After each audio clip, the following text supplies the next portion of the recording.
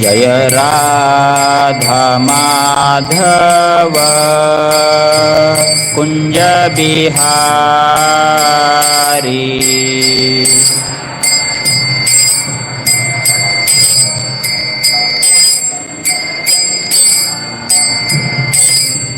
जय गोपी जनवल्लभ गिरिवरधारी।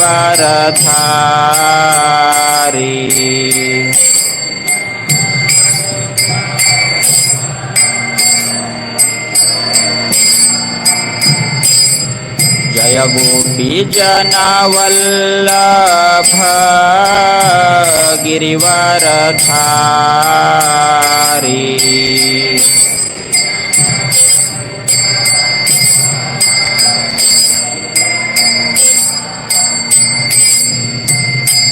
यशोदानंदन ब्रज जन रंजना।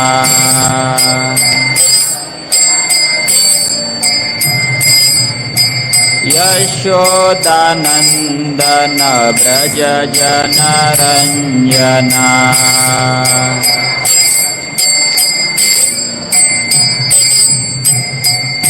यमुना तीर बनचारी।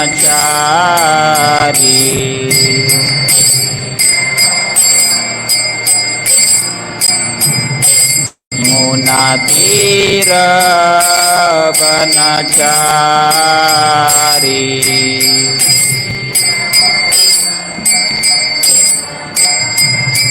जय राधा माधव कुंज बिहारी।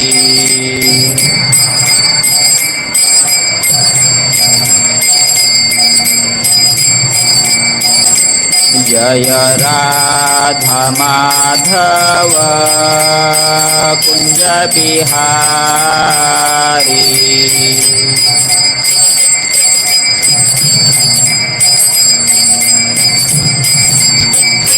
जय गोपी जनवल्लभ गिरिवरधारी।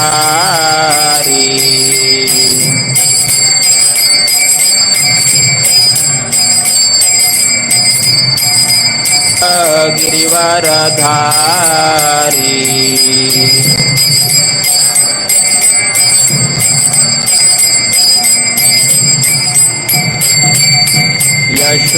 यशोदानंदन ब्रज जन रंजना।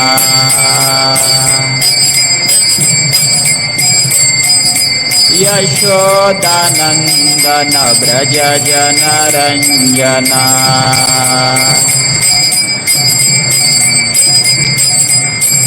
यमुना तीर बनचारी।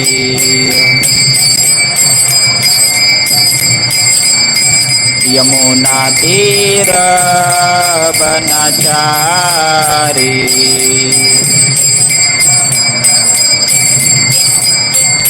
जय राधा माधव कुंज बिहारी।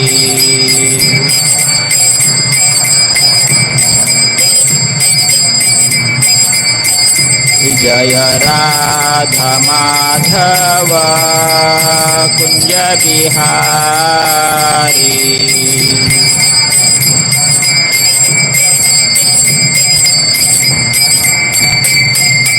हरे कृष्णा कृष्णा कृष्णा हरे हरे। हरे राम राम राम हरे हरे।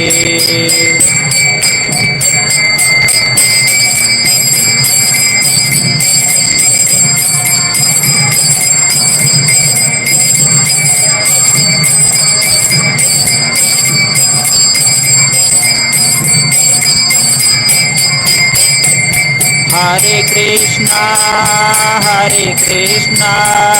कृष्णा कृष्णा हरे हरे। हरे Ram Ram Ram Hare Hare.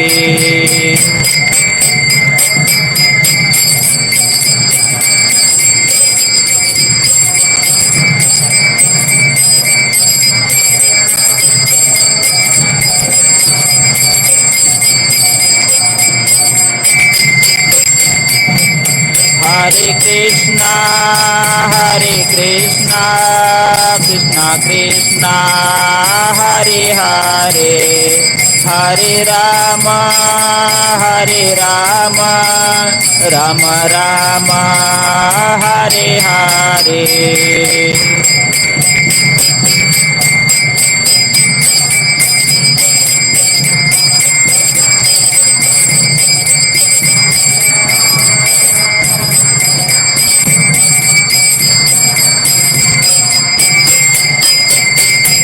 Hare Krishna Krishna Krishna Hare Hare Hare Rama Rama Rama Hare Hare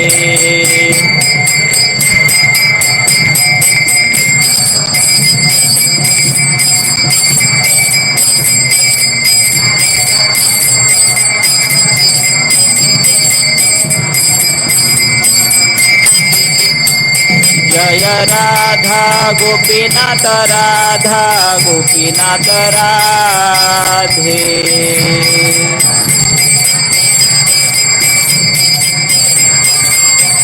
Jaya Gauranitai Jaya Gauranitai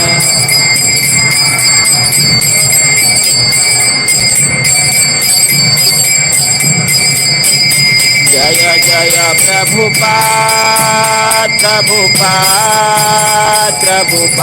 Jaya Jaya Prabhupada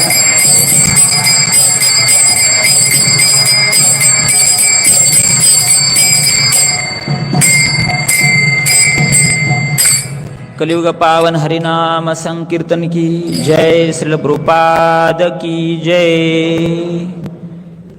ओम अज्ञानतिमिरन्धस्य ज्ञानाञ्जनशलाकया चक्षुरुन्मीलितं येन तस्मै श्रीगुरवे नमः। श्रीचैतन्यमनोभीष्टं स्थापितं येन भूतले स्वयं रूप कदा मह्यं ददाति स्वपदान्तिकं।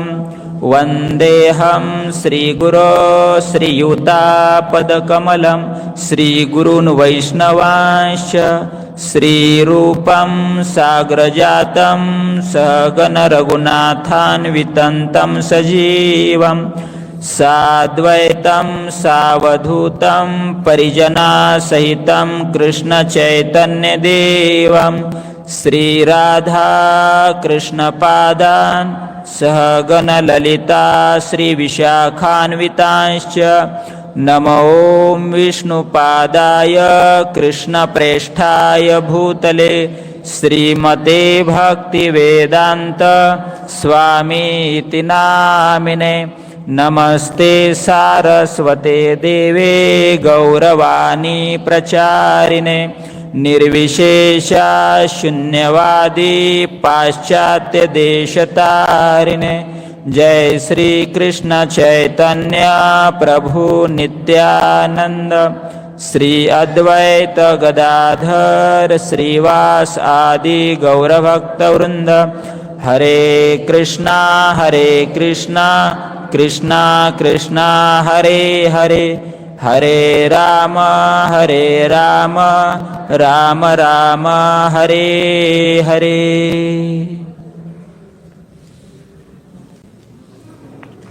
हरे कृष्णा। आज के रविवारीय सत्संग कार्यक्रम में सभी भक्तों का बहुत बहुत स्वागत है। और आज हम श्री श्री राधा गोपीनाथ भगवान गौरनिताय और श्रील प्रभुपाद जी की कृपा से भगवान के गुण लीला और भगवान का नाम, तो इसके बारे में हम सुनने का प्रयास करते हैं।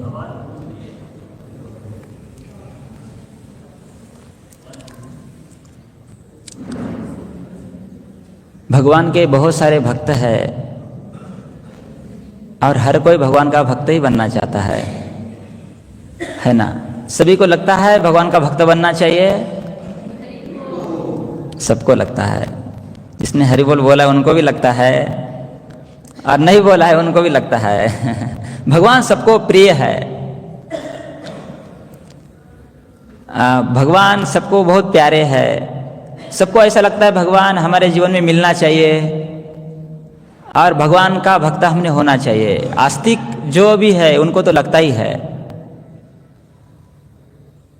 आपको क्या लगता होगा, भगवान को क्या लगता होगा? कभी कभी ऐसा होता है ना,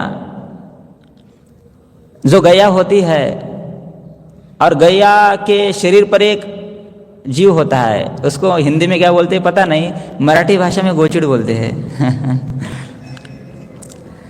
गोचिड़ को गाय बहुत प्रिय है।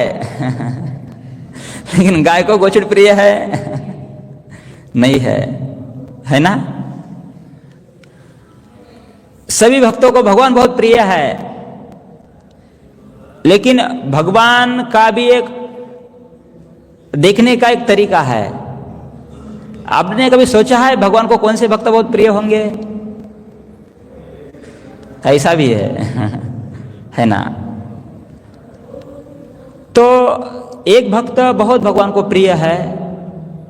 वो भक्त ऐसा है जो भगवान का सतत नाम संकीर्तन करता है, भगवान के नाम का जप करता है बड़े प्यार से, बहुत प्रेम से, और सारी इंद्रियों से भगवान की बहुत बहुत प्रेम से सेवा करता है। ये भक्त भगवान को बहुत प्रिय है, जो नाम भी लेता है भगवान का और भगवान की सेवा भी करता है, भगवान के भक्तों की सेवा करता है और बड़े प्रेम से करता है।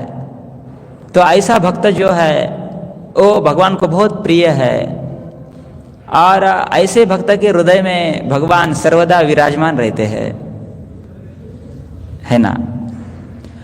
बहुत प्रिय है वो भक्त भगवान को। इसलिए श्री राम जब वनवास में गए और एक राक्षस मारा, उसका नाम कबंध था। कबंध, जिसको पैर ऐसा कुछ भी नहीं था, बड़े बड़े लंबे हाथ थे और सिर्फ क्या था, ऐसा बड़ा ऐसा सिर था, उसका नाम था कबंध। भगवान ने जैसा उसको मार दिया तो उसने उसका जो राक्षस शरीर था उसका त्याग किया और उसको दिव्य शरीर की प्राप्ति हुई। ऐसा कहते हैं भगवान किसी राक्षस को भी मारते हैं तो भी उसका क्या होता है, उद्धार होता है। ऐसा बोलते हैं ना हम, कृष्ण को पुण्य जाते मारी तो पावे ब्रह्म साक्षात्कारी। वो दिव्य जीव बनता है। राक्षस योनि में था, लेकिन भगवान ने जैसा उसका वध किया तो उसको दिव्य योनि प्राप्त हुआ, देवता का शरीर प्राप्त हुआ है। वो भगवान प्रभु रामचंद्र का स्मरण कर रहा है और भगवान की स्तुति कर रहा है कबंध, और बहुत ऐसे शुद्ध हृदय से भगवान की स्तुति करता था वो। अंत में उन्होंने भगवान को परमिशन मांगा कि मुझे निजधाम जाने की अभी परवानगी दे दीजिए। तब भगवान ने कबंध को एक प्रश्न पूछा कि हे कबंध, आपको अभी दिव्य दृष्टि प्राप्त हुआ है, कृपया मुझे बताइए कि आगे मैंने कहाँ जाना चाहिए। तो कबंध ने ज्यादा सोचा नहीं, लेकिन भगवान को बहुत सिंपल उत्तर दिया। कबंध को दिव्य दृष्टि प्रदान हुई थी, उसको पता था भगवान को सबसे प्रिय क्या है। ऐसे भक्त प्रिय है जो भगवान का बहुत नाम चिंतन करते हैं और बहुत प्यार बड़े प्रेम से भगवान की सेवा करते हैं। तो कबंध ने एक भक्त का नाम कहा है, वाल्मीकि रामायण में ऐसा दिया है। कबंध बोलता है, हे महाराज, आगे बहुत सारे ऋषिगण रहते हैं, लेकिन काल के चक्र से ऋषि तो यहाँ पर नहीं है, लेकिन एक ऋषि की एक शिष्या आगे वन में रहती है। उनका नाम बताता है कबंध। तेषाम गतानाम अध्यापि दृश्यते परिचारिणी श्रमणी शबरी नाम काकुस्त चिरजीविनी। दृश्यते परिचारिणी, परिचारिका मतलब सेविका। साधु संतों की एक सेविका है, ऋषि मुनियों की एक सेविका है जिसका नाम है शबरी नाम।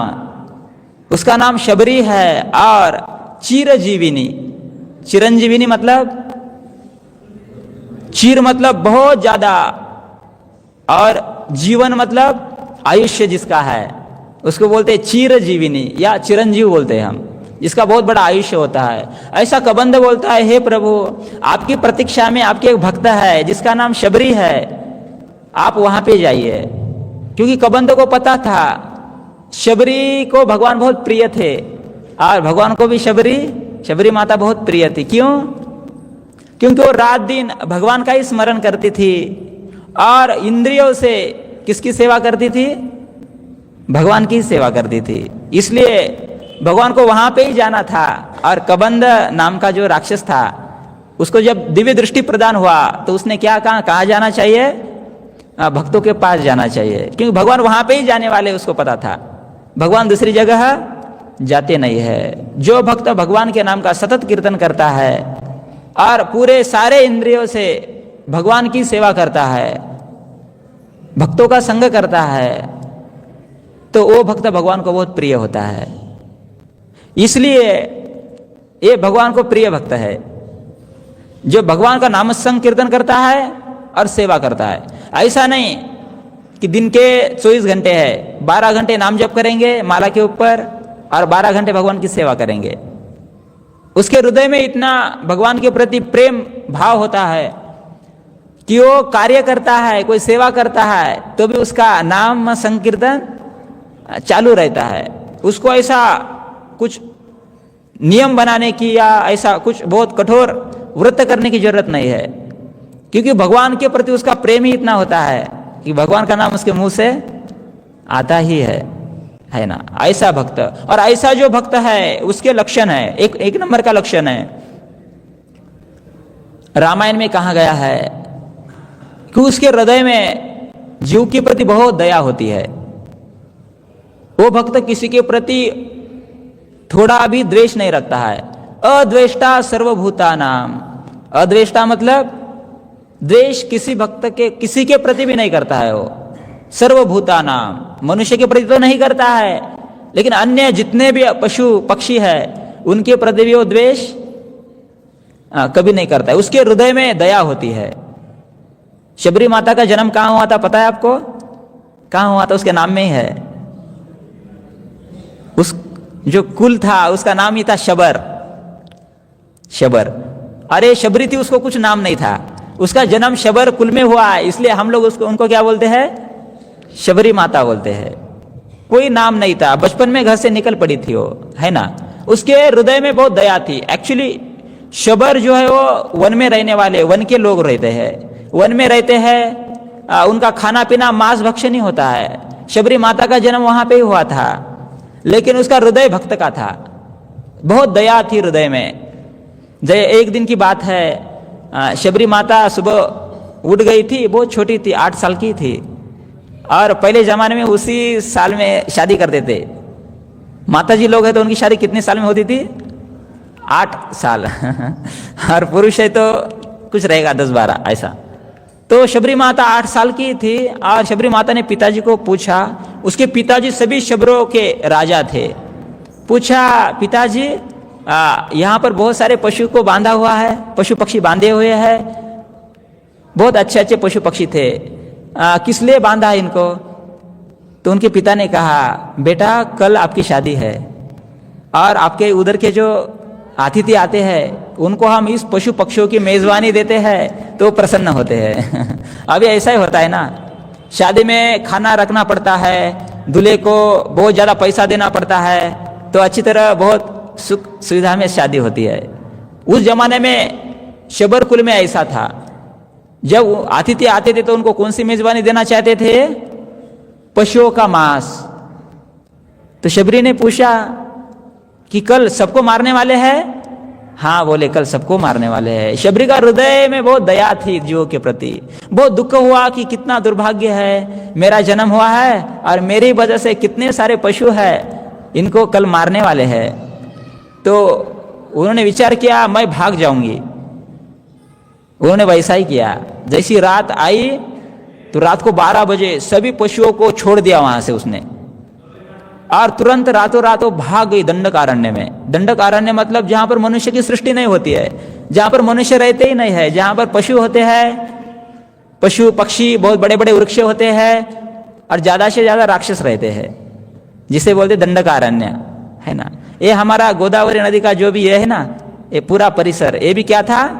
एक अरण्य ही था पहले, पूरा अरण्य। यहाँ पर मनुष्य सृष्टि नहीं था। इसलिए तो कई माँ ने अनुरोध किया था ना, आपको कहां पर जाना है वनवास के लिए? गोदावरी नदी के तीर जाना है, क्योंकि उसको पता था वहां भी मनुष्य सृष्टि कोई नहीं होती है, ज्यादा से ज्यादा राक्षस, नहीं तो बहुत बड़े तपस्वी भी कम थे, क्योंकि तपस्वी कोई तपश्चर्या करता था तो उनको बड़े बड़े राक्षस खाते थे, इसलिए यहां पर कोई मनुष्य सृष्टि नहीं था। इसलिए दंडकारण्य में चली गई है शबरी माता, छोटा उम्र था और सोच रही है कि मैं क्या कर सकती हूं अभी। बहुत साधु संत ऋषि मुनि यहां पर रहते हैं, उनकी मैंने सेवा करना चाहिए, लेकिन मेरा जो शरीर है वो कौन सा शरीर है? स्त्री का शरीर है, बहुत सारे बंधन है, तो मैं साधु संतों की कैसी सेवा कर सकती हूं, है ना। देखो, जो भगवान का नाम संकीर्तन करता है, जैसा भक्ति करने लगता है, तो एक प्रकार है कि भक्त के हृदय में दया प्रकट होती है सभी जीवों के प्रति, जैसा शबरी माँ के हृदय में हुआ, है ना। पिता सबको मारने वाले थे, देखा जाए तो शबरी माता का जन्म भी कौन से कुल में हुआ है? शबर, जो मांस खाते हैं, लेकिन ये भक्तों का हृदय है, कोमल होता है और हृदय में दया होती है। भगवान का नाम लेने का यही है, भगवान का नाम लेते हैं और तो भी बहुत गुस्सा आता है तो समझना चाहिए चैंटिंग और केयरफुली करना चाहिए है ना। भगवान का नाम सुनना भी चाहिए और गाना भी चाहिए। बहुत लालसा थी शबरी माता के हृदय में कि मैंने क्या करना चाहिए? साधु संतों की सेवा करनी चाहिए, ऋषि मुनि की सेवा करनी चाहिए। खाने के लिए तो कंदमूल फल है ही, यहाँ पर वृक्ष का पाला है, पीने के लिए सरोवर पानी है, लेकिन मैं कैसी साधु संतों की सेवा कर सकती हूँ? उन्होंने सोचा, साधु संत मुझे आश्रम में नहीं लेंगे, सब ब्रह्मचारी होंगे, सन्यासी होंगे, तो मेरा स्वीकार नहीं करेंगे। तो ऐसी आइडिया है शबरी माता को। वो दिन भर एक वृक्ष के ऊपर रहती थी, बहुत घना जंगल था ना उस समय में सभी जगह, और पंपा नाम का सरोवर है वहां पे।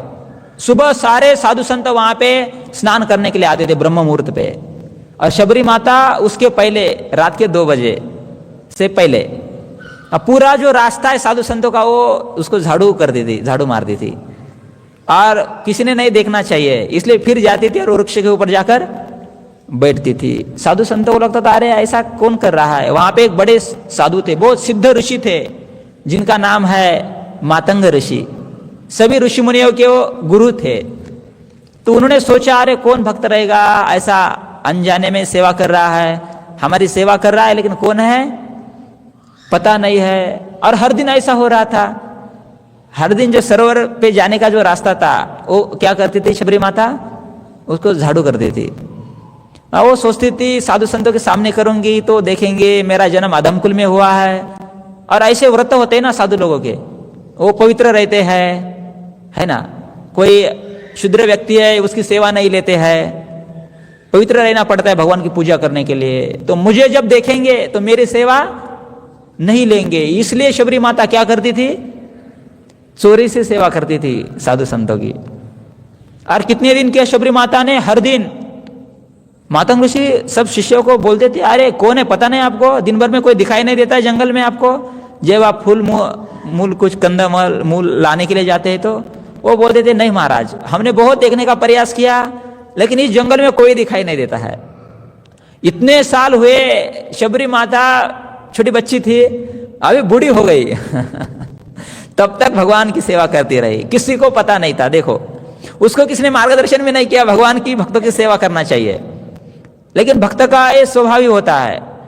हमारे रोहिणी प्रिया प्रभु जी कहते हैं जो भक्त है वो सेवा खोजते रहता है कंटिन्यू कि मुझे कौन सी सेवा मिलेगी, है ना। ये स्वभाव है भक्त का, है ना। और निरंतर भगवत नाम का जप करता है, इसलिए उसके हृदय में दया रहती है। बोलते ना दया क्षमा शांति, ऐसा भक्त का एक स्वरूप है ना। लेकिन एक दिन की बात है बूढ़ी हो गई है, सेवा भी चालू है शबरी माता की, लेकिन एक दिन बहुत बूढ़ापन में होता है ना ऐसा, वृक्ष से नीचे आने के लिए, ऊपर जाने के लिए, देखो हम भी नहीं चढ़ सकते अभी देखा जाए तो। शबरी माता वो करती थी, लेकिन एक दिन बहुत समय हुआ नीचे आने के लिए, तो बहुत जलद गति से वो रास्ता साफ करने लगी। लेकिन क्या भगवान का काल चक्र पता नहीं, उस दिन सभी शिष्यों ने शबरी माता को पकड़ लिया। अरे कौन है वो बूढ़ी, देख रहे हैं मलिन वस्त्र है, बहुत बूढ़ी दिखाई दे रही है, और सबने बोला कौन है कौन है? तो शबरी माता को बहुत डर लगा। किस बात का डर लगा? सब लोगों ने देखा, ऐसा आपको लगता होगा, लेकिन ऐसा रामायण में कहा गया है कि उस बात का शबरी माता को डर नहीं लगा। इस बात का डर लगा कि अभी मुझे इस ऋषि मुनियों ने देखा है, तो आज से वो मुझे सेवा करने के लिए अनुरोध करेंगे, और आज से मुझे साधु संतों की सेवा करने का जो ये चांस है, आज से मुझे नहीं मिल पाएगा। इसकी वजह से बहुत दुख होने लगा, और हाथ जोड़कर खड़ी थी वहां पे। सब मातंग ऋषि के शिष्य थे, वो डांट रहे थे, कौन है? शबरी माता ने परिचय दिया, यहाँ का जो शबर राजा था पहले, उनकी मैं कन्या हूँ, शबरी हूँ। तो अरे बोले, ये तो बहुत मतलब ब्राह्मण नहीं, क्षत्रिय नहीं, शूद्र नहीं, कुछ भी नहीं है ना। तो वो तुरंत गए और मातंग ऋषि को कहा, अरे ऐसी एक स्त्री है, प्रभु बहुत दिनों से सेवा करती है, और हर दिन हम जाते हैं सरोवर में स्नान करते हैं, उसी रास्ते से जाते हैं, हमारा पूरा जो भी नियम था वो सब भंग हुआ है, देखो क्या करेंगे। लेकिन मातंग ऋषि भी बहुत सिद्ध पुरुष थे, ऐसा रामायण में कहा गया है। तो उन्होंने सोचा कि अरे, उन्होंने उनको समझाया कि अरे वो बहुत बड़ी भक्त है, देखो कितने साल से कितनी दृढ़ता से सेवा कर रही है, और सेवा के पीछे क्या उद्देश्य था शबरी माता का? कुछ उद्देश्य था, मुझे भगवान मिलना चाहिए, ये उद्देश्य था? नहीं, सिर्फ एक ही उद्देश्य था, अभी जन्म मिला है तो मुझे कौन सी सेवा मिलनी चाहिए? साधु संतों की सेवा मिलनी चाहिए। मेरे वजह से कितनी सारी हिंसा हो रही थी, मुझे साधु की सेवा मिलेगी तो मेरा जीवन पूरा धन्य हो जाएगा, है ना। इसकी वजह से कोई कुछ भी मन में नहीं था कि मुझे साधु संतों का प्रसाद मिलना, ये भी मन में नहीं था। वृक्ष के फल खाती थी और भगवान की सेवा करती थी। जैसा मातंग गुरुदेव को ऐसा कहा गया, तो सभी शिष्यों को मातंग गुरुदेव ने कहा कि अभी उनको बुलाइए आश्रम पर। जैसा ही बुलाया तो वो ऋषि बहुत प्रसन्न हुए, और शबरी माता को कहा कि आप सभी परीक्षा में पास आउट है तो अभी आपको ऐसी इतनी मुश्किल से सेवा करने की जरूरत नहीं है, अभी आप आश्रम में आ सकती है, कथा सुन सकती है, और जो साधु संत का उच्चिष्ट प्रसाद है उसको भी आप ग्रहण कर सकती है। ऐसा जब कहा तो बहुत आनंद हुआ शबरी माता को। उनको लगा, अरे मुझे तो लगा था आज से सेवा नहीं मिलेगी, लेकिन क्या भगवान की कृपा है, मुझे और भी साधु संतों की सेवा मिलने वाली है। लेकिन बाकी शिष्य बोल रहे थे, गुरुदेव अरे ये कौन है, देखिए इनकी सेवा, इनको आश्रम में हम कैसे लाएंगे। बाकी शिष्य बहुत चर्चा करने लगे, अरे हमारे गुरुदेव के देखो माता जी से सेवा ले रहे हैं। तो बहुत सारे शिष्य ऐसे छोड़कर गए मातंग गुरुदेव ऋषि को, क्योंकि वो सिद्ध पुरुष थे। सबको लगा अरे हमारे गुरुदेव भी बहुत बूढ़े हो गए हैं उनको कुछ समझता नहीं है, सब छोड़ के गए। ऐसा कहा गया है। तब से मातंग गुरुदेव भी स्वयं खुद बनाते थे अन्न, भगवान को भोग लगाते थे, अन्न ग्रहण करते थे। सभी शिष्यों ने आप अपने आश्रम बनाए अलग अलग देखो। और शबरी माता सिर्फ गुरुदेव की सेवा करती थी, दिन भर जंगल में जाती थी, गुरुदेव यज्ञ करते थे, यज्ञ के लिए काष्ठ लगते हैं, लकड़ी वो लाती थी, गुरुदेव का रास्ता साफ करती थी, जितने वृक्ष है फलमूल लाती थी, पूजा करते थे गुरु महाराज, तो उनके लिए पुष्प लाती थी। तो ऐसी सेवा थी शबरी माता की। और महामंत्र तो एक ही था उनका, श्री रामचंद्र प्रभु का नाम। वो महात्मा भी गाते थे, तो शबरी माता भी भगवान के नाम का स्मरण करती थी। जब बूढ़ी हो गई है शबरी माता, तो शिष्य तो सब छोड़ के गए थे, लेकिन उस दिन ऐसा हुआ जैसे शिष्य छोड़ के गए ऋषि को, तो उस दिन से जैसे वो जाते थे उस सरोवर में स्नान करने के लिए, तो ऐसा रामायण में कहा गया है कि वो पूरा जो सरोवर है वो बहुत गंदा हुआ है, उसमें बहुत कीड़े पड़ गए हैं, सड़ गया है, रक्त दिखाई दे रहा है अंदर। क्यों? सही कारण ऐसा था कि सभी शिष्यों को एक भक्त की क्या हो गई थी, एक भत्सना बोलते ना, निंदा। इसलिए क्या हुआ था, सरोवर का पानी भी उनको कैसा दिखाई दिया, बहुत गंदा। और उन्होंने कहा गुरुदेव अरे ये सेवा करती थी इसलिए देखो ना हमारे सरोवर का पानी भी क्या हुआ है, बहुत गंदा हुआ है देखो हमारी दृष्टि कैसी है, ऐसी हम सोचते हैं। भक्ति में जैसे हम आते हैं तो पहले हमारे दृष्टि देखने में क्या होता है, चेंज होता है। देख बोलते हैं ना, हम कोई भक्त है तो जब दूसरे को देखता है तो उसके हृदय में क्या देखता है, ये भगवान का अंश है, ऐसा ही देखता है ना। भक्ति में आने के बाद यही सफलता है कि हमारे जो देखने की दृष्टि है वो बदलती है ना। और देखो हमारी दृष्टि अलग है, तो शिष्य क्या बोल रहे मातंग गुरुदेव को कि इसकी वजह से देखो सरोवर पूरा क्या हो गया, गंदा हो गया है। लेकिन इनको पता था, उन्होंने उनके तपश्चर्या के बल पे ही किया होगा ये सब कुछ। वो सब अलग अलग हो गए। मातंग ऋषि वहां पे रहते थे और मातंग ऋषि ने बोला शबरी माता को, बहुत प्रसन्न थे। उन्होंने कहा हे शबरी माता, आपने बहुत सेवा किया है, तो मैं कल निजधाम जाने वाला हूँ, मतलब वैकुंठ जाने वाला हूँ। तपोलोक, जो तपश्चर्या करते हैं उनके लिए तपोलोक होता है, मतलब जो वैकुंठ है उनका नाम है तपोलोक, जहाँ पूरे तपस्वी होते हैं। तो मुझे निजधाम जाना है। तो तब शबरी माता कहती है कि हे गुरु महाराज, आप जाएंगे तो हम यहाँ क्या करेंगे? आप थे इसलिए मुझे सेवा मिलती थी, बाकी लोग तो मेरी सेवा नहीं ले रहे थे, तो ऐसा कीजिए मुझे भी साथ में लेके चलिए मैं यहाँ क्या करूँ? तो मातंग गुरुदेव ने कहा कि हे शबरी, आपने जितना भी सेवा किया है तो इसके फल रूप में आपको पता है आपके कुटी में एक दिन भगवान आने वाले हैं। अभी भगवान, कौन सा स्थल है वो जहां पर भगवान ने कुटी बनाया था? प्रयाग के बाद चित्रकूटगिरी, चित्रकूट जो है वहां पर श्री राम आए हैं और कुछ दिनों में आपके आश्रम में भी आने वाले हैं। तो आप उनकी सेवा कीजिए, मेरे पश्चात उनका नाम चिंतन कीजिए, मैं निजधाम जाने। बहुत आनंद हुआ शबरी माता को कि क्या मेरा भाग्य है, मैं कैसे कुल में मेरा जन्म हुआ है और भगवान मेरे घर में आने वाले। बहुत आश्चर्य हुआ और उस दिन से बहुत भगवान की याद करने लगी शबरी माता और देखने लगी रहा कि कब भगवान आएंगे। उसका नियम ही था, जब गुरु महाराज थे तो उनको पुष्प लाती थी, उनके लिए फल लाती थी, शुद्ध जल लाती थी, सभी स्वच्छता करती थी वहां की। तो ऐसा वो कंटिन्यू करने लगी। किसका राह देख रही थी? प्रभु रामचंद्र जी का। और क्या भाग्य भी था उसका। यही है, सत्संगति हम करते हैं तो भगवान की जो भक्ति है वो बहुत जल्दी प्राप्त हो जाती है। सत्संगति में मतलब संतों की संगति में। इसलिए बोलते हैं ना, संतों की संगति करना चाहिए, सत्संग करना चाहिए।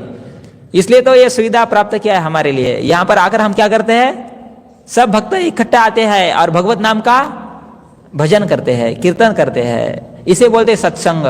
और भगवान सत्संग के ऊपर बहुत प्रसन्न होते हैं।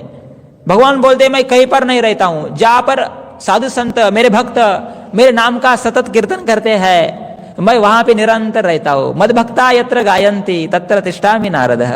जहां पर मेरे भक्त इकट्ठा आते हैं और मेरा नाम गाते हैं तो मुझे बहुत अच्छा लगता है। फिर मैं वैकुंठ भी नहीं रहता हूं, ना हम वसामि वैकुंठे, मैं वही भक्त के पास रहता हूं। ऐसी बात है।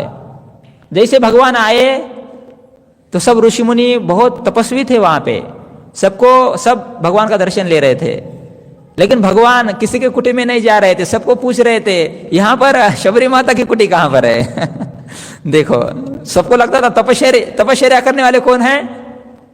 हम हैं। और भगवान कैसे है, किसकी कुटी की हमें ये पूछ रहे हैं रास्ता? शबरी माता का। सब भगवान को कोई फूल दे रहा था, कोई फल दे रहा था, पूजा कर रहे थे भगवान की। भगवान सबकी पूजा ले रहे थे, लेकिन रास्ता किसके कुटी का पूछ रहे थे? हाँ, शबरी माता का। शबरी माता ने ऐसा कौन सा कार्य किया था जीवन में कि भगवान उनको हम भगवान का रास्ता पूछते हैं। पंढरपुर का कब जाना है, कैसे जाना है, कौन से भक्तों के साथ जाना है? अभी हमें जाना है ना, अभी मायापुर धाम है ना, हमें प्लान बनाना पड़ता है और भगवान के तरफ जाना पड़ता है ना। लेकिन ये देखो यहाँ पर भगवान ही पूछ रहे मेरे भक्त कहाँ है मतलब शबरी माता की कितनी भक्ति रहेगी, है ना। तो क्या किया होगा शबरी माता ने? क्या किया? सेवा की। और हाँ, दो बातें एक साथ किया साइमल्टेनियसली। एक भगवान की सेवा और भगवान के नाम का चिंतन। ये दो चीजें करना बहुत महत्वपूर्ण है। हमारे जीवन में यही होता है, हम जब करने बैठते हैं तो सेवा भूल जाते हैं सेवा करने लगते हैं तो भगवान के नाम को भूल जाते हैं। लेकिन भक्त ऐसे होते, दोनों क्रिया क्या करते हैं? हाँ, वो चैंटिंग तो करना ही चाहिए, बैठ के चैंटिंग करना चाहिए। ये बहुत सरल रास्ता है हरि नाम लेने का। एक जगह बैठना चाहिए और भगवान का नाम बहुत ध्यानपूर्वक सुनना चाहिए और जोर से जप करना चाहिए भगवत नाम का। हर एक भगवान का नाम सुनने का प्रयास करना चाहिए, यही जप की विधि है। और भगवान की जब हम सेवा करते हैं तब सेवा भी करनी चाहिए और भगवान का नाम नहीं भूलना चाहिए। लेकिन ये हमारा एक स्वभाव है, हम एक कार्य करते हैं तो दूसरा कार्य नहीं कर पाते, कोई व्यक्ति नहीं कर पाता है। लेकिन भगवान का नाम में ऐसी एक सुविधा दिया हुआ है, काम करते करते भी ले सकते हैं हम, है ना। तुकाराम महाराज बोलते हैं ना, कामा मदे काम काई मना राम राम, क्योंकि ले सकते हैं, ये कर सकते हैं हम, ये मुश्किल बात नहीं है ना, ऐसी बात है। तो शबरी माता ने यही किया था, सेवा करती थी और भगवान के नाम का निरंतर जप करती थी, निरंतर, और बड़े प्यार से करती थी, है ना। फर्क होता है ना, जो छोटा बच्चा रोता है तो माता को समझ में आता है उसको भूख लगी है, क्योंकि उसके रोने में बहुत तीव्रता होती है। ऐसा जो भगवान का भक्त है, वो जो भगवान का नाम लेता है उसमें बहुत तीव्रता होती है ना। ऐसी शबरी माता की बहुत तीव्रता थी। सब ऋषि मुनि आए वहां पे और सबने भगवान को कहा कि हे प्रभु हमारी सेवा ले लीजिए। भगवान सबकी सेवा लेते थे और सब ऋषि मुनि इकट्ठा आया है और उन्होंने भगवान को कहा, हे प्रभु हमने सुना है आपके चरण बहुत पावन है, आपके चरण कमल को रज की क्या हो गया, स्पर्श हुआ किसी पत्थर को, तो पत्थर का भी क्या हुआ, उद्धार हुआ। अहिल्या माता का उद्धार किया ना भगवान ने। हो आपके चरण कमल बहुत पावन है, तो हम ऐसा चाह करते हैं, आशा करते हैं कि आपके चरण कमल हमने धोना चाहिए और एक यहाँ पर बहुत गंदा हुआ है सरोवर वहां पर हमने डालना चाहिए, क्योंकि वो शुद्ध हो जाएगा, हम हर दिन स्नान कर पाएंगे। भगवान ने कहा कि हम तो साधु संतों की सेवा करने के लिए आए हैं, हम आपकी सेवा कैसी लेंगे, आप हमारे चरण कैसे धो सकते हैं, हम क्षत्रिय है और आप ब्रह्मर्षि है, ऋषि है, आपकी सेवा हम नहीं लेंगे। ऐसा करो आपके ही चरण कमल धो डालो और आपके चरण कमल का पानी डाल दो उस सरोवर में, शुद्ध हो जाएगा सब ऋषि मुनि को लगा ऐसा है क्या हमने तो कभी ट्राई भी नहीं किया डाल दिया सरोवर में तो सरोवर अच्छा नहीं हुआ। फिर भगवान ने कहा आपको ऐसा करना पड़ेगा, मेरी जो भक्त है शबरी उसका चरण तीर्थ लेना पड़ेगा अरे बोल रहे भगवान उसका तो हमारा बात भी नहीं होता है कि बहुत दिनों से, हम तो जमता नहीं हमारा है ना, उसकी वजह से हमने मातंग गुरुदेव को भी छोड़ दिया वो तो शबरी है। भगवान ने बोला नहीं प्रयास तो ट्राई तो करो सब ऋषि मुनि गए हैं शबरी माता के पास और कहा कि हे शबरी आपके चरण कमल का जो तीर्थ है वो भगवान ने मांगा है और प्रभु रामचंद्र आए हैं। शबरी माता को बहुत आनंद हुआ, क्या प्रभु रामचंद्र आए हैं, हो यस बोला कि भगवान आए हैं और आपके यहाँ आने वाले हैं, लेकिन पहले आपका चरण तीर्थ मांगा है वो बोलते मैं तो कितने अधम हूँ, मेरा चरण तीर्थ क्यों चाहिए आपको। वो नहीं दे रही थी, बहुत प्रयास कर रहे थे सभी शिष्य लेकिन वो नहीं दे रही थी। अंत में भगवान उनकी कुटी में आए हैं और भगवान को शबरी माता ने देखा है। तो भगवान का क्या एक यह है पता नहीं, भक्तों को भगवान थोड़े अलग तरीके से दिखते हैं। जब भक्तों को भगवान दिखते हैं तो भक्त भगवान के ऊपर क्या होते हैं, ऐसे मोहित हो जाते हैं, ऐसे बोलते हैं कि हे भगवान अभी मेरे दृष्टि के सामने आप है, अभी हटिए मत, ऐसे ही रहिए, है ना। कि भक्त का ये क्या होता है, ऐसा लोभ होता है, ऐसा होता है ना। हमारे कॉलेज में होता था पहले कोई लड़का और लड़की साथ में रहते थे तो एक दूसरे के साथ इतने रहते थे, एक दूसरे को देखते तो उनको अच्छा लगता है, छुट्टी में एक जगह आते हैं तो उसको अच्छा लगता है, नहीं तो सुना सुना लगता था, है ना। ऐसा भक्तों को लगता है। तो शबरी माता ने भगवान को जब देखा और भगवान ने इतना अच्छा सौंदर्य दिखाया शबरी माता को, और भगवान का ऐसा ही है, सबको समान नहीं दिखाई देते भगवान, ऐसा बोलते हैं ना, जैसा केला तैसा होय दावे सोए धरोनी। कैसे भगवान, जैसे हम भक्ति करेंगे वैसे भगवान हमें दर्शन देते, जसा जसा भाव तसे भगवान तेरा दर्शन देता ऐसा है। तो शबरी माता को बहुत अच्छा भगवान का दर्शन हुआ है शबरी माता बहुत प्रसन्न हुई है और सोच रही है।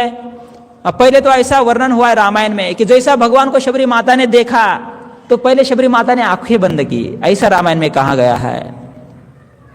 सबरी देखी राम गृह आए, मुनि के बचन समुझी जिय भाए।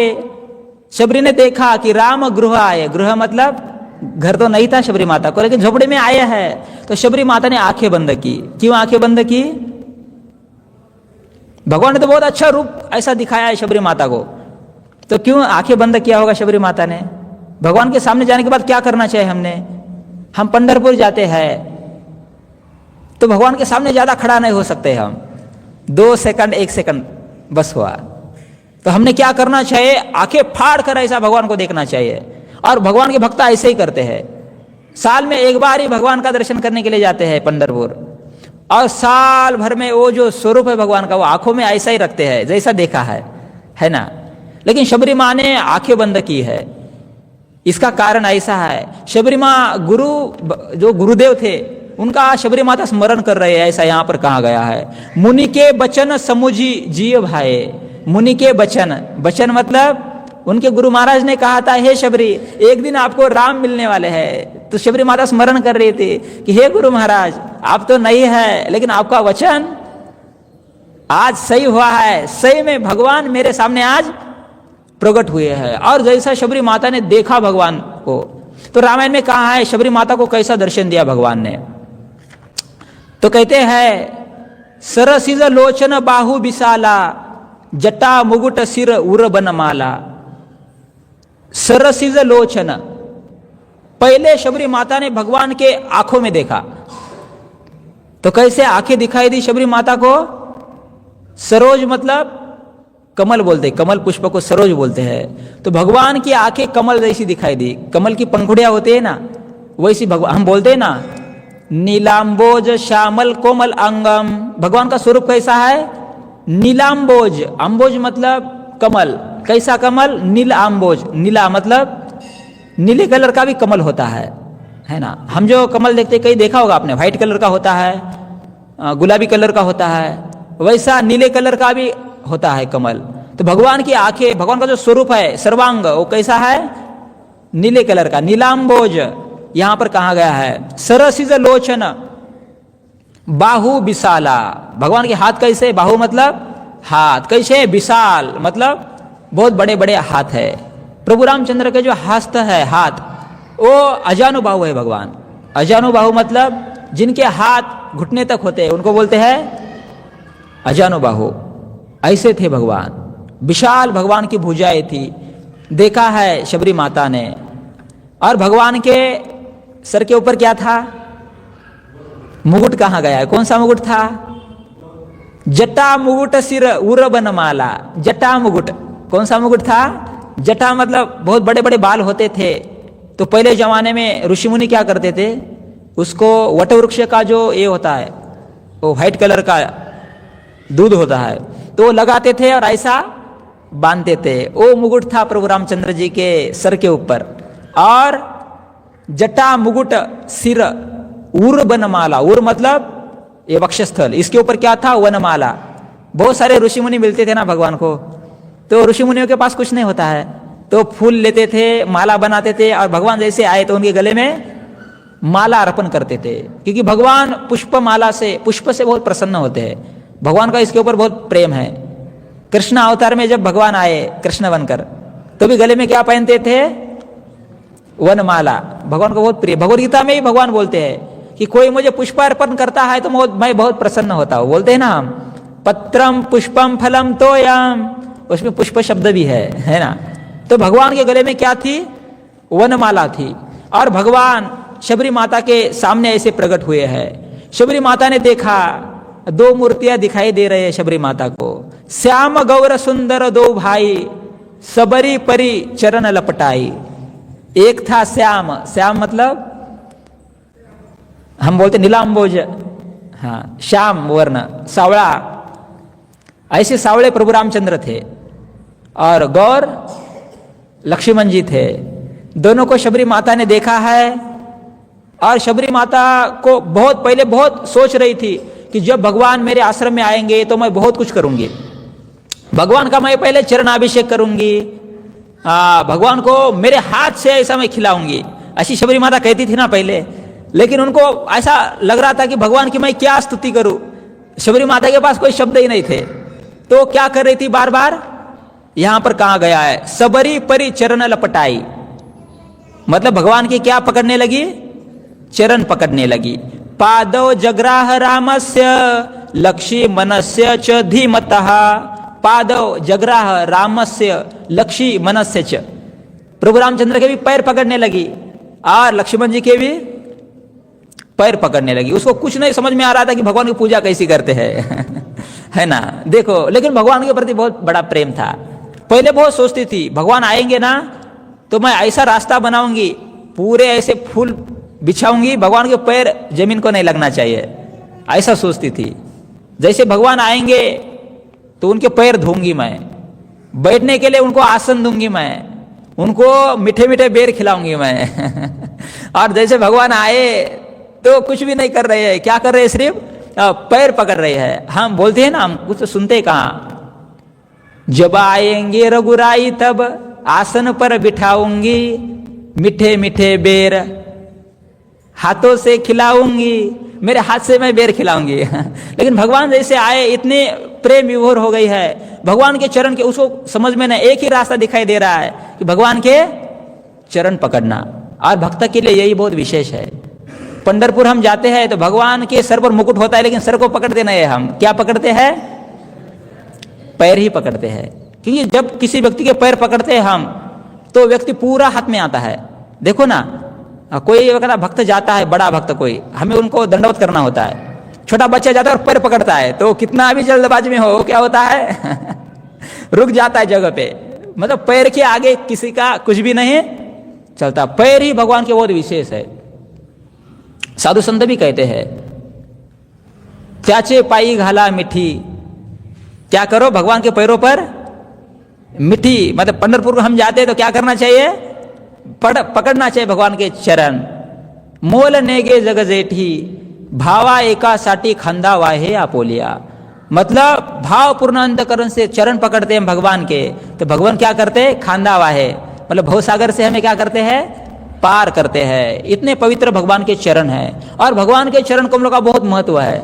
इसलिए उसको महत्व भी पता नहीं था चरण कमलों का भगवान के, लेकिन उसको दूसरा ऑप्शन ही नहीं था सेवा करने का, तो बार बार भगवान के चरण कमल पकड़ रही है। और आगे क्या कर रहे हैं,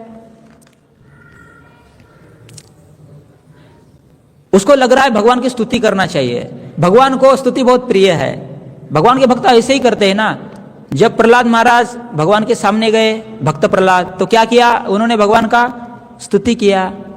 ध्रुव महाराज उन्होंने स्तुति किया, तो उसको लग रहा था मैंने स्तुति करना चाहिए, लेकिन उसको पता था मैं पढ़ी लिखी नहीं हूं, मैं संस्कृत आजी बात जानती नहीं हूं, तो वो प्रयास कर रहे हैं। ऐसा कहते हैं प्रेम मगन मुख बचन न आवा, प्रेम में इतनी मगन हुई है कि मुख से शब्द भी नहीं निकल रहे हैं। फिर क्या कर रही है, पुनि पुनि पद सरोज सिर नावा, बार बार पुनि पुनि मतलब बार बार क्या पकड़ रहे हैं, भगवान के चरण पकड़ रही है। भगवान सिर्फ देख रहे हैं, भगवान खड़े हैं, ऐसा भी नहीं बोल रहे कि भगवान बैठिए बहुत दूर से आए हैं आप, भगवान के चरण कमल पकड़ रही है।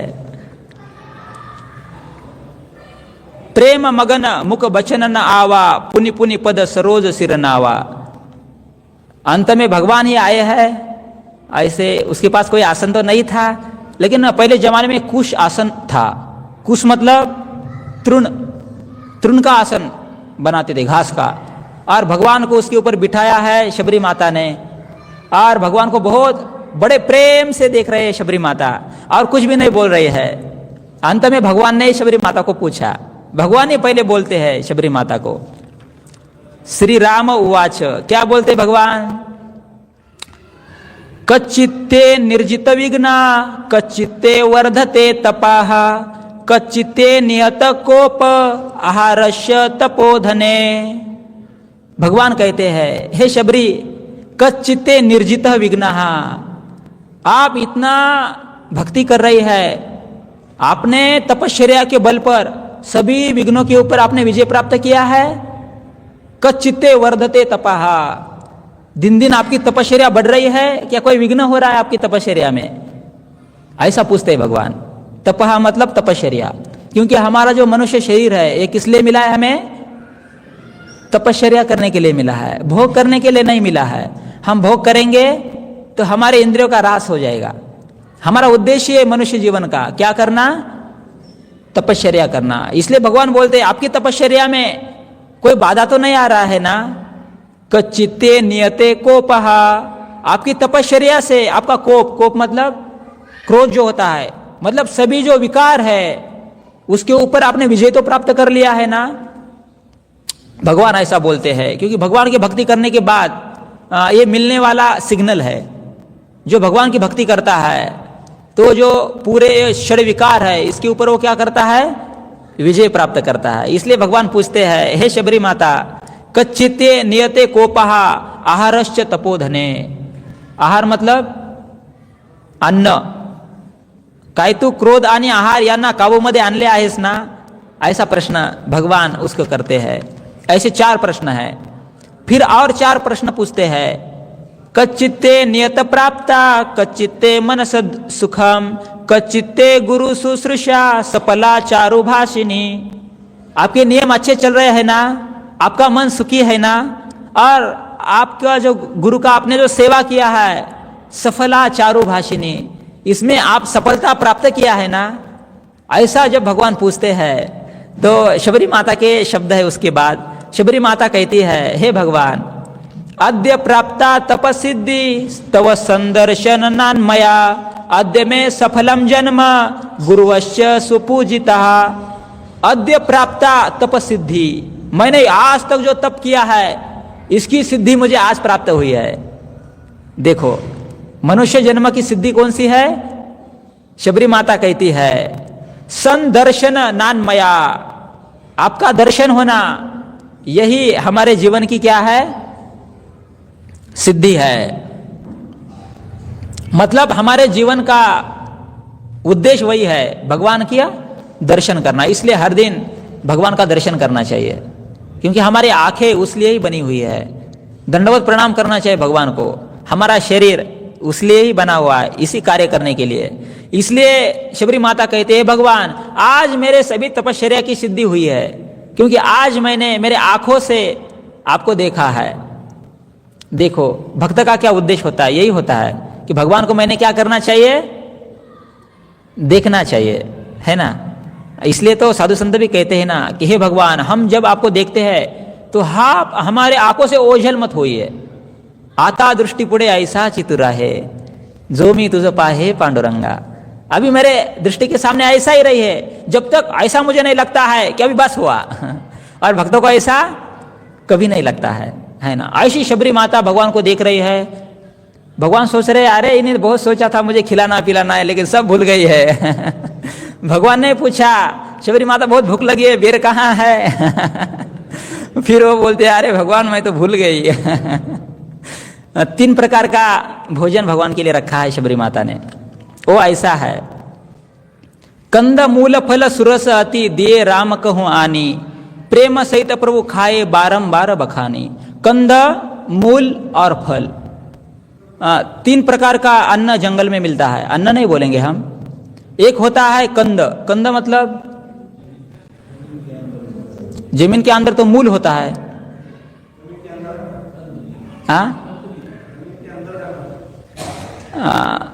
कंद मुझे लगता है जमीन के ऊपर होता है। ऊपर भी नहीं होता है और नीचे भी नहीं होता है, बीच में ही होता है। उस खाते हैं ना हम।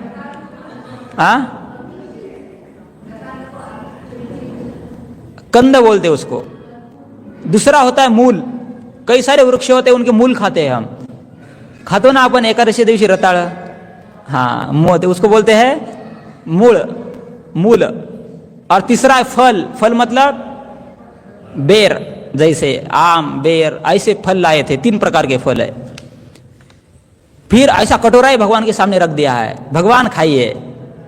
और जब भगवान खाने लगे शबरी माता के बेर, आपको सबको पता है कितने प्यार से खाने लगे भगवान, तो यहां पर दिया है, प्रेम सहित प्रभु खाए बारंबार बखानी। भगवान बहुत प्रेम से खा रहे हैं। और यहां पर एक शब्द आया है बारंबार बखानी, मतलब बार बार बार स्तुति कर रहे हैं। जब हम प्रसाद ग्रहण करते हैं तो दो चीजों की स्तुति करना चाहिए, जो बनाने वाला है प्रसाद उसकी स्तुति करना चाहिए और प्रसाद की स्तुति करके खाना चाहिए, है ना। ऐसा कभी नहीं करना चाहिए खाने के पहले क्या सब्जी बनाया है, बाप रे वो बनाया गया ये बहुत बड़ा पाप है। देखो कितने सारे जीवन पशु है, उनको अन्न का खाने का कोई डिसाइड नहीं है, दोपहर में क्या खाएंगे, रात को क्या खाएंगे। हमारा जन्म कितना भाग्यवान है, हमें पता होता है कि दोपहर में कौन सी सब्जी बनाना है, शाम को क्या बनाना है, सब डिसाइड है। इसलिए हमने ऐसा नहीं करना चाहिए। और कभी खाते समय दो चीजों की स्तुति करना चाहिए, एक बनाने वाला देने वाला और दूसरा जो दे रहा है। भगवान स्तुति कर रहे हैं, हे लखन कैसे देर लग रहे हैं, आज तो मुझे मेरी माँ कौशल्या की याद आ रही है ऐसे भगवान बोल रहे हैं। मतलब शबरी माता की भी स्तुति कर रहे हैं और मीठे मीठे फल है उसकी भी क्या कर रहे हैं, स्तुति। और एक बार नहीं कर रहे हैं, प्रेम था ना, इसलिए बारंबार बखानी, बहुत बार बार स्तुति कर रहे हैं। फिर शबरी माता कहती है भगवान मुझे बहुत लग रहा है आपकी स्तुति करना चाहिए मैंने, लेकिन मैं आपकी कैसी स्तुति करूं। शबरी माता बोलते हैं मैं पढ़ी लिखी नहीं हूं। शबरी माता के शब्द है के विधि अस्तुति करो तुम्हारी, अधम जाति मैं जड़मति भारी। मैं आपकी कैसी स्तुति करूं, अधम जाति, मेरा जन्म अधम कुल में हुआ है, एक पहली बात है।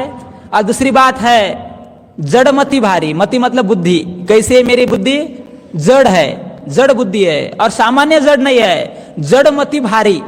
मेरी कैसी बुद्धि है लो बहुत भारी जड़ है मैं कैसे आपकी स्तुति करूं। भगवान कहते हैं स्तुति करने की कोई बात नहीं है शबरी माता, मैं ये देखता नहीं हूं। मैं क्या देखता हूं, भगवान बोलते हैं कह रघुपति सुनु भामिनी बाता, मानव एक भगति कर नाता। मैं एक ही नाता देखता हूं, कौन सा, भक्ति, यही मैं देखता हूं और कुछ देखता नहीं हो। भगति हीन नर सोई कैसा, बिनु जल बारिद देखी जैसा। जो क्वालिफिकेशन होना चाहिए वो आपके अंदर है, वो है मेरी भक्ति, है ना। और कितना ही पढ़ा लिखा व्यक्ति है, प्रभु रामचंद्र यहाँ पर बोलते हैं, और उसके हृदय में भगवान की भक्ति नहीं है तो वो कैसा है। प्रभु रामचंद्र जी ने एक उदाहरण दिया है, बिनु जल बारिद देखी जैसा। बिनु जल बारिद, बारिद मतलब बादल, बिना जल के बादल पांडरे कलर के दिखाई देते हैं ना आकाश में, लगता है बहुत बड़ा कापूस ही है क्या काम किए लेकिन बारिश नहीं देते हैं भगवान बोलते हैं ऐसे पढ़े लिखे लोग हैं लेकिन उनके हृदय में मेरी भक्ति नहीं है, वो कौन से काम के हैं ऐसे भगवान के शब्द है। अंत में भगवान बहुत मीठे फल खाते हैं और बहुत प्रसन्न होते शबरी माता के ऊपर और बोलते शबरी माता आपको क्या चाहिए बोलो, मुंह मांगा वर मैं आपको दूंगा। शबरी माता क्या मांगती है, कुछ नहीं बोलते भगवान आपने जो दर्शन दिया ये मेरे लिए काफी है। मुझे आशा नहीं थी जीवन में कि मुझे ऐसा आपका दर्शन होगा, ऐसे में थी आशा। कहाँ जन्म हुआ था, शबर कुल में, और कहाँ घर से बाहर निकाली गई थी, जंगल में रहती थी, साधु संतों की सेवा करने की परमिशन भी नहीं थी, है ना। मुझे आशा नहीं थी, वो फल मुझे क्या हुआ है, प्राप्त हुआ है। भगवान बोलते हैं नहीं शबरी माता कुछ तो मांगो, मेरा स्वभाव है, भक्त मुझे मिलते हैं तो मैं क्या आग्रह करता हूं, कुछ तो मांगो मेरे प्रसन्नता के लिए मांगो शबरी माता के शब्द है, हे प्रभु तेषाम इच्छाम में हम गंतु समीपम भावितात्मनाम मुनिनाम आश्रमो एशाम अहम च परिचारिणी। बोलते मेरी कोई इच्छा नहीं है, लेकिन आप बहुत बोल रहे मांगो मांगो, एक ही इच्छा मेरी है। मुनिनाम आश्रमो एशाम अहम च परिचारिणी, मैंने जन्म भर इस ऋषि की सेवा की है इसलिए आपकी मुझे प्राप्ति हुआ है। मुझे अभी वहां पे जाना है जहां पर मेरे गुरु महाराज है इसलिए हमने भी वही अपेक्षा करना चाहिए कि हमें कहां पर जाना है, जहां पर हमारे प्रभुपाद है हमें सेवा भी मिलेगी और भगवान का नाम ही मिलेगा। इसलिए तुकाराम महाराज को भी भगवान एक बार बोल रहे थे चलो वैकुंठ लेके जाते। तुकाराम महाराज बोलते वैकुंठ नहीं जाना है, जहां पर ये साधु संत जाते वहां पे मुझे जाना है। संत गेले तया ठाया देवराया पाववी, कहाँ जाना है मुझे, जहां पर आपके भक्त रहते हैं वहां पे मुझे रहना है। यही शबरी माता क्या करते हैं, भगवान को मांगती है। तो भगवान क्या बोलते हैं, तामुवाच ततो राम श्रवणीं संशितामृताम अर्चितो हम त्वया भद्रे गच्छ कामम यथा सुखम। अर्चितो हम त्वया भद्रे, आपने मेरी अर्चना किया है, मेरी पूजा किया है, इस पूजा से मैं बहुत प्रसन्न हूं और मैं आपको अभी क्या देने वाला हूं? गच्छ कामम यथा सुखम। काम मतलब इच्छा, जो आप इच्छा करोगे वो मैं आपको प्रदान करने वाला हूं, ऐसा भगवान बोलते हैं। और शबरी माता का उद्धार करते हैं, निजधाम शबरी माता को लेके जाते हैं भगवान, है ना। तो ऐसी बात है, शबरी माता ने जीवन में क्या किया है? सब होने के लिए सेवा और भगवान का नाम, रात दिन भगवान का नाम ही रटती थी। भगवान की सेवा तो डायरेक्टली मिलती नहीं है, फिर किसकी सेवा मिलती है? साधु संतों की, भक्तों की सेवा, सत्संगति। इससे ही उसके जीवन का फल जो है वो शबरी माता को प्राप्त हुआ है। क्या फल मिला? साक्षात वैकुंठाधीश भगवंत उनके घर पूछ कर आए हैं, कहाँ है शबरी माता का आश्रम, ऐसे पूछते थे भगवान और वहां जाते थे, है ना। अभी सभी वो ऋषिगण थे, उनको कहा प्रभु रामचंद्र जी ने, अभी पैर पकड़िए शबरी माता के और पानी ले लीजिए जल, और उस आपका जो है क्या जलकुंड वहां में डाल दीजिए। ऐसा ही उन्होंने किया तो सरोवर का सुगंध आने लगा, पानी शुद्ध हुआ। फिर सबको पता चला कि बाप रे, भगवान ये नहीं देखते कौन साधु है, भगवान ये देखते किसका हृदय साधु हृदय है। सबको पता चला। इसलिए सबसे महत्वपूर्ण क्या है? भगवान की भक्ति, भगवान का नाम और भगवान की सेवा, जिसे भगवान भी ऋणी होते हैं। ऋणी मतलब किसी से हम पैसा लेते हैं, शाहूकार से, बैंक से, तो हम उसके ऋणी होते हैं, है ना। ऐसे भगवान उस भक्त के क्या होते हैं? ऋणी होते हैं। देखो यही शबरी माता ने जीवन में किया है और उनको उनके जीवन की सिद्धि प्राप्त हुई है। गच्छम कामम यथा सुखम। भगवान बोलते हैं जो भी आपकी इच्छा है, आप इच्छा मन में करोगे तो क्या हो जाएगी? पूरी हो जाएगी, ऐसे बोलते हैं। तो भी भक्ति के अलावा कौन सा भी वर शबरी माता ने नहीं मांगा। इसलिए भगवान को भी हमारी जो कामना है, व्यथा, ये भगवान के सामने नहीं रखना चाहिए, भगवान की भक्ति ही मांगना चाहिए। तो इसका यह तात्पर्य है कि हमने ऐसे भगवान के बहुत बड़े बड़े भक्त हैं, उनको आदर्श रखना चाहिए। और हमारे जीवन में भी हरि नाम का कीर्तन, हरे कृष्णा कृष्णा कृष्णा हरे हरे, हरे राम राम राम हरे हरे।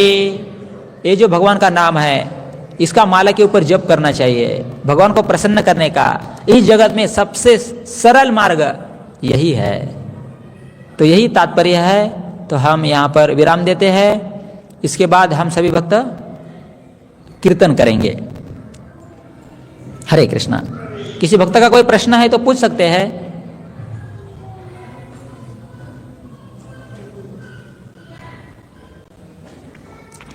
हरे कृष्णा।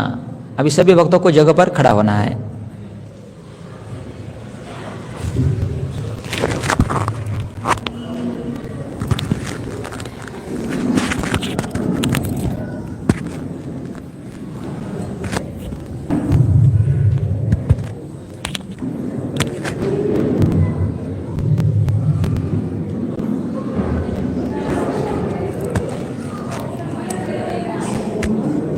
इसको